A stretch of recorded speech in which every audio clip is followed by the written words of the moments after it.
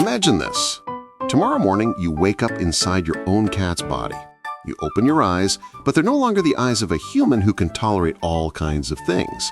They're Garfield's eyes. Eyes that can see in the dark many times better, but get blasted when the curtains are yanked open and the ceiling light snaps on. Your ears can now hear every single footstep in the hallway, the clink of a spoon against a mug in the kitchen, the cars outside.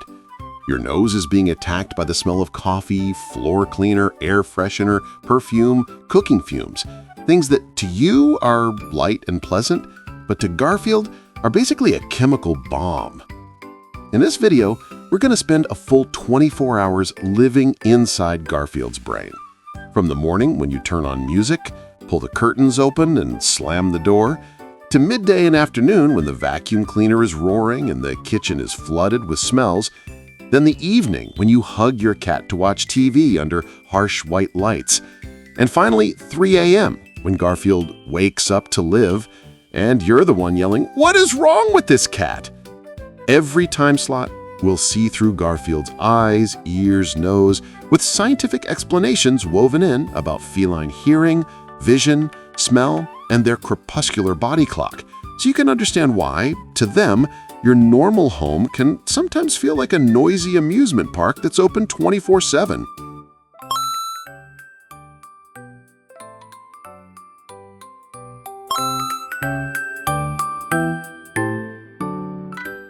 I am Garfield. I'm curled up in a warm sleep when, click, the bathroom door closes. To you, that's just the sound that starts a normal morning. But to my ears, which can hear frequency ranges you never even notice, it's like someone just slammed something right next to my head. Before I can recover, I hear the chair scraping across the floor, a cup being put down on the table, the clinking of knives and spoons in the kitchen, the kettle starting to roar.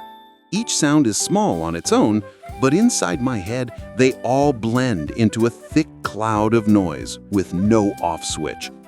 Biologically, a cat's ears are designed like a super-sensitive radar system. Just a rustling leaf or the tiny footsteps of prey in the wild are enough to make us jump up. When you put that system inside a sealed apartment, the prey disappears, but the alarm system keeps working at full capacity.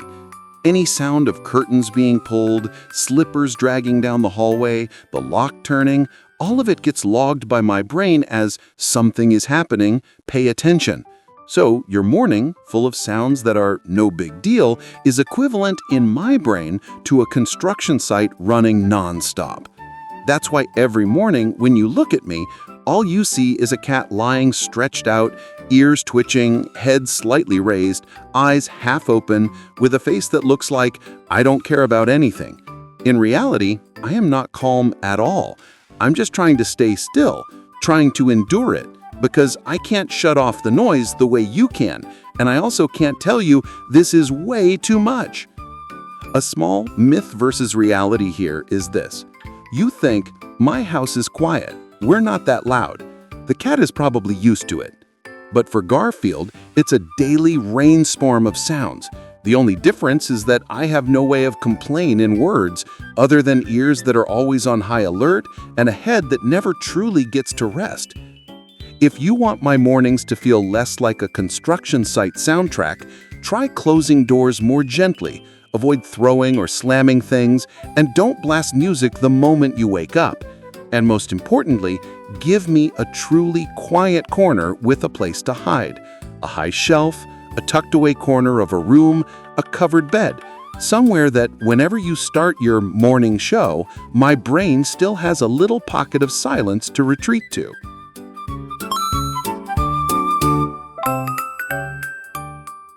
I'm curled up in the soft darkness behind the curtain, where everything is dim but clear enough.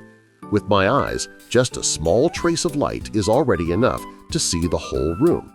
Then you wake up, walk to the window, and in a very human move, you yank the curtain to one side in one go to brighten up the room. In that moment, if you were inside my body, you'd understand what it feels like to have the entire sky thrown straight at your face. No transition, no preparation, just a white glare crashing in, forcing your eyelids to squeeze shut in pain, forcing your head to turn away in search of darkness. My instinct is to dive under the bed, squeeze into a gap in the wardrobe, or bury my face in the blanket, not because I'm moody, but because my eyes simply cannot handle that shock of light. A cat's eyes are built to be masters of the dark. My pupils can open very wide to capture every tiny bit of light, and behind my retina there's a reflective layer that helps make use of every single ray that enters. Thanks to that, in a room that looks barely visible to you, I can walk confidently, jump up onto the table, and see every small movement clearly. In return, all the things you call light to make it less gloomy – harsh white ceiling lights, sunlight blasting straight into the room, a bright screen snapping on in the middle of the night – with a light-sensitive system like mine, all turn into direct attacks. That light isn't just a bit bright, it's overload. The myth versus reality here is quite simple. You think the room needs to be bright so the cat will be happy. It can't stay dark and gloomy all the time. But for Garfield, that slightly darker lighting that looks a bit dreary to you is actually the safest, softest, most comfortable range of light for my eyes. I don't need the room to be gloomy all the time. I just need to have a choice, a place in the house that isn't blasted by direct light where I can retreat when things get too bright. If you don't want mornings to turn into headlights shining straight into your cat's eyes, try pulling the curtains open slowly, letting the light enter more gently instead of yanking them open all at once. And in the room you like to keep bright, make sure there is at least one darker or neutral light spot, an edge of the bed, a bed placed in a tucked-away area, a shelf that doesn't get direct sun, so that when my eyes say, "That's enough," I still have somewhere to hide. You can still have your bright morning, and I don't have to start every day with a shock of light.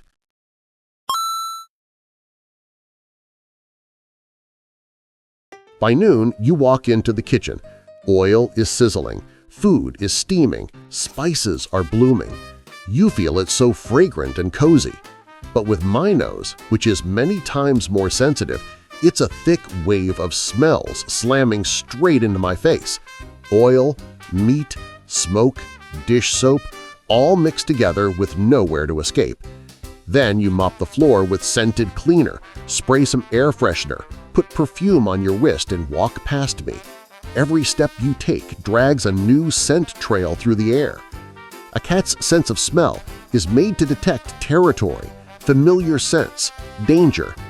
In an apartment, just as the home smell has had time to settle into the couch, the blanket, my fur, it gets covered by a new layer of chemicals again. If you were in my body, you'd know it feels like being locked in a small room where someone opens 10 perfume bottles at once and then shuts the door. Each scent – oil cooking, food, smoke, dish soap, floor cleaner, air freshener, perfume, raw food – is a different layer of color stacked on top of one another.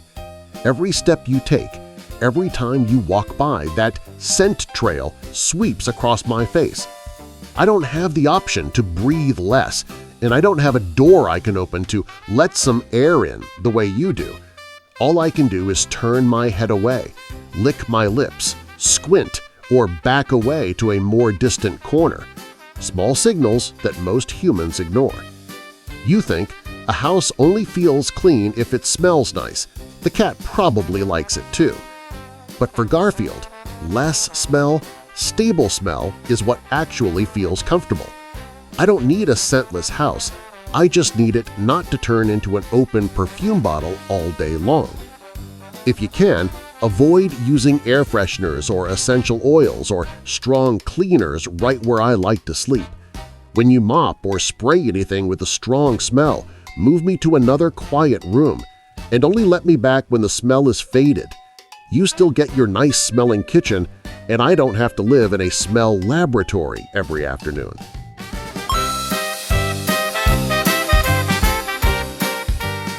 By afternoon, when you suddenly feel like cleaning the house properly, I know the nightmare is about to start. You drag the vacuum cleaner out, plug it in, and 1 second later that roaring monster starts screaming across the floor. To you, that's just machine noise. To my ears, which are good at picking up both very high and very low sounds, it's a thick, vibrating wall of noise drilling straight into my head. Every time you push the vacuum past, I don't just hear it. I feel the vibrations traveling through the floor into my paws and up into my belly. My only instinct? Run, hide, disappear somewhere far enough away. When the vacuum stops, I barely have a moment to recover before the TV comes on. The volume is turned up, action scenes, music, laughter, and dialogue all pour out. Add the sound of doors opening and closing, your phone calls, furniture being dragged. Together, they create a layer of background noise that to you is normal. A house only feels alive when it's noisy. But to a nervous system that's always on guard like mine, it's a constant low-level alarm state. I still lie there. I might even pretend to sleep, but my ears are always turned toward the sound, and my brain never really rests. Sharp hearing is what helps cats survive in nature. Hearing the rustle of prey, the snap of a twig warning of danger. But inside a home with no off switch for the world, that system becomes a trap. You see a cat that hates the vacuum and is scared of loud noises, while I see a small body that has to endure a daily storm of sound with no choice in the matter. You think it stays home all the time, it'll get used to the noise eventually. The truth is, many cats never get used to it. They just learn to hide better, sleep more in places that are hard to find, and come near you less when the house starts getting loud. If you don't want late afternoon and evening to always be a forced live show for me, try this. Run the vacuum when I'm already in another room with the door closed. Give me a hiding place that's high up or enclosed, far from the TV, speakers, and main traffic paths. Don't put my favorite bed right next to the noisiest area of the house just because it's convenient for you. You may enjoy the noise, but I'm just hoping there's still at least one truly quiet corner left in this home.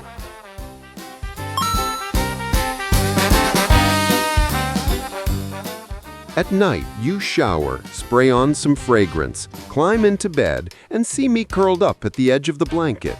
You reach over, pull me in against your chest, pull the blanket over us with one very simple thought in your head. I'll cuddle the cat and fall asleep. What's happening in my body at that moment? The strong scent of freshly sprayed perfume right by my face, the heat from your body, from the blanket, from the mattress, wrapping around a body that already has a thick fur coat. Every time you turn over, your arm tightens a little more, and my escape route gets narrower. My eyes can still pick up the flicker from your phone screen, even though you think it's completely dark now. You feel cozy, I feel cramped. By instinct, cats can truly enjoy sleeping near the person they trust, but we always need an exit route. In the wild, a small body like mine never fully relaxes in a place where it can't control its escape path. When you hold me too tight, my brain doesn't record deeply loved. It records being held, hard to turn around, hard to get away. Small signs like slightly flattened ears, a lightly flicking tail, lip licking, or a tensed body are not cute. They're my way of saying, that's enough. You think it climbed on the bed to sleep with me, so hugging it a bit is no big deal. But for me, loving you does not mean accepting being pinned down all night. I want to choose the distance. Some nights I'll sleep pressed against your hip. Other nights I just want to stay at the foot of the bed, where I can hear you breathe but still jump down at any moment. If you really want me to be comfortable, let me be the one to initiate. Lie down, leave a space open, and don't pull me closer if I haven't come to you myself. Once I'm already lying near you, keep your arms loose enough so I can get up and leave whenever I want. For a cat, being able to come close and walk away on our own terms is far more important than a tight hug.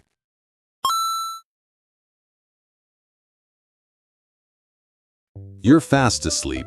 The lights are off. The TV is off. The vacuum is silent. The kitchen is quiet. Your perfume has faded. For the first time all day, your home is peaceful. No more doors slamming, no more phone calls, no more clinking dishes. The only light is a faint glow from the window or under the door. To you, this is the middle of the night. To my body, this is prime time. In nature, my species is not most active under the harsh midday sun like humans, but around dawn and dusk, a rhythm called crepuscular. All day, I've had to conserve energy, sleeping, half awake, enduring noise, light, and smells without getting to do much real cat work. When everything finally calms down, my brain flips one simple switch: time to hunt. That's when you see me shoot from the bedroom into the hallway, jump onto chairs, cling to the side of the cabinet, chase an invisible shadow, bouncing up and down like a spring. You're in bed, jolted awake, annoyed. Is this cat crazy? Why does it go wild at 3 a.m.? But if you were inside my body, you'd see this is not going crazy. It's my body finally being allowed to live the way it was programmed from birth. Biologically, a cat's hunting cycle includes stalk, chase, catch, bite, tear, eat, groom, sleep. In your home, a lot of steps in that chain disappear. I don't get to stalk for real, chase for real, bite and tear for real, so that energy builds up and spins around in me. If you're busy all day, don't play interactive games with me, don't let me climb, and don't give me anything to channel my instincts into properly, then 3 a.m., when the house is finally quiet and my eyes feel comfortable, is exactly when all that pent-up energy explodes. If you want 3 a.m. to be less of a chaos hour, help me burn off that energy before you go to bed. Play with me using toys that need chasing, wand toys, prey-like toys for 15 to 20 minutes so I can stalk, pounce, and chase to my heart's content. Give me a small meal afterward so my body gets to complete the full cycle of hunt, eat, sleep. Set up some climbing spots and self-play toys for the night, so if I wake up, I still have cat work to do besides jumping on you. I will not magically turn into a cat that sleeps silently all night like a pillow, because that's not what my species is built to be. But if you understand and respect my natural body clock, 3 a.m. will be less of a nightmare and more about the soft footsteps of a small creature trying to live according to how nature programmed it right inside your home.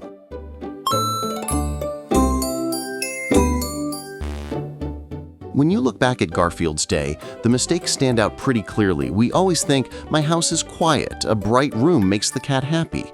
A house only feels clean if it smells nice. But to Garfield, it's a whole storm. Doors, chairs, music crashing into her ears, curtains yanked open so light slams into her eyes, floor cleaner, air freshener, perfume, cooking fumes, layered over and over in her nose. Just a little gentler with your hands, opening the curtains more slowly, choosing products with milder scents, and letting your cat stay in another room while you mop, spray, and clean is already the first step to making this home less brutal on her senses.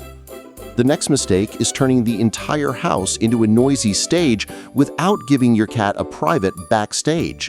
The vacuum cleaner, TV, human voices, doors, all happening right where they eat, sleep, and use the litter box.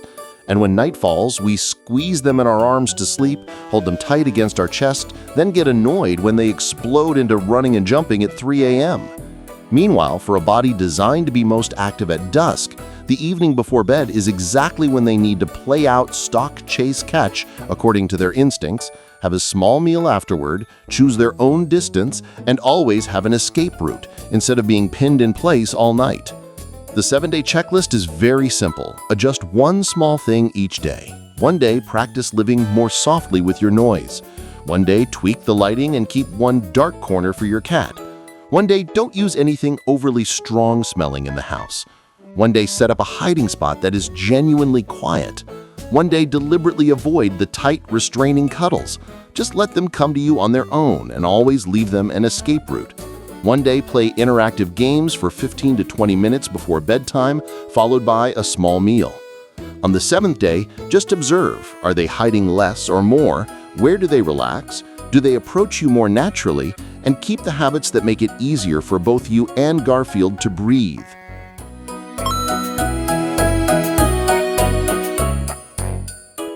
Now, let's go back to your own body. You're still you, but maybe after living on loan for 24 hours inside Garfield's brain, your familiar home suddenly looks, well, completely different. Louder, brighter, more overpowering in smell, and much smaller compared to that tiny body that has to brace itself to endure it every single day. The final question is simple. Do you want to be the person who makes your cat learn to silently endure, or the one who is willing to adjust the world just a little so they can truly relax in this home? If this video has made you look at your cat with a different pair of eyes, please like it, subscribe to the channel, and share it with people who are raising cats but still casually blast loud music, spray perfume, and yank the curtains around every day.